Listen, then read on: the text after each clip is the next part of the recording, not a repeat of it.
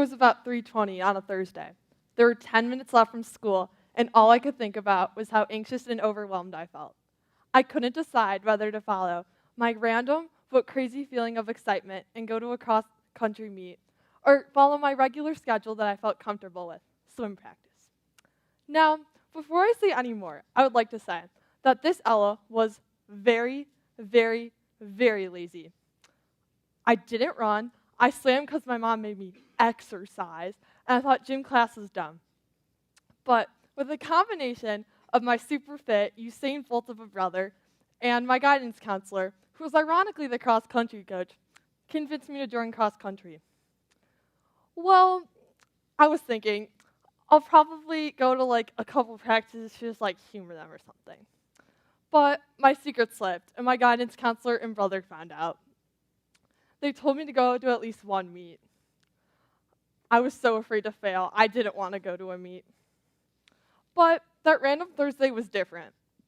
I felt this really weird feeling that I could actually run the meet, and I could do it and do actually not that bad.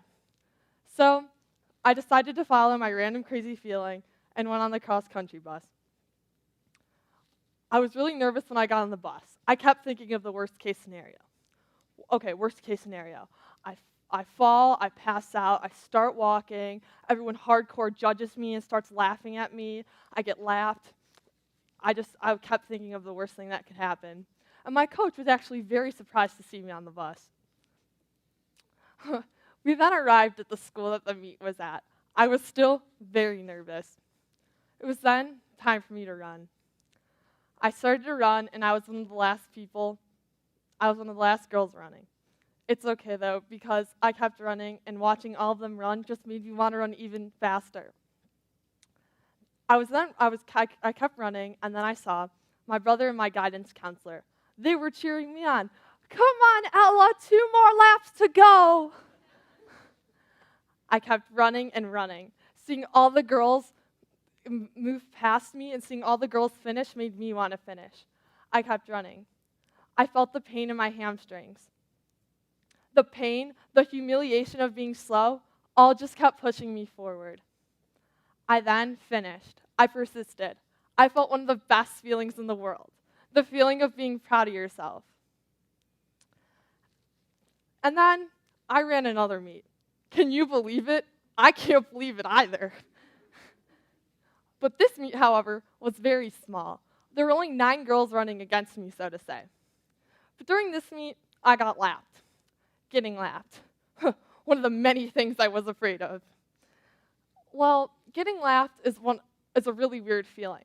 I felt this weird sense of pity for myself. I felt ashamed for myself. I felt genuinely bad that I was just putting myself out there and trying. A teammate even apologized to me for lapping me. When I was the only one running with some way left to go, 2 boys from my team were running toward me. They were cheering me on. Come on, Ella, you got this. And then I realized, I was like, wait, they're not running to me, they're running with me. So as more and more people on my team started to run with me, I was running with my team. I felt so determined because they were running with me. I then finished with all my team behind me. I finished, I persisted, I felt one of the best feelings in the world, the feeling of being proud of yourself. At first, I was just so confused that that the girls were laughing at me, but then I felt like my risk was rewarded, that I put myself in that vulnerable situation. Everyone has the capability to finish, just like me. In today's day and age, people are so focused on being good at sports, getting an A on every quiz, getting into the greatest college, and being the best at your job, etc. When we do well, we should feel proud of ourselves. What should change is how people must be proud of themselves for putting themselves out there. We should be proud of ourselves and putting ourselves in situations where we feel vulnerable. Vulnerability will lead to self-confidence. Now, I would like to end by a quote from none other than Oprah. Do the one thing that you cannot do. Fail at it. Do better the second time. The only people who never tumble are those who never mount the high wire. This is your moment. Thank you.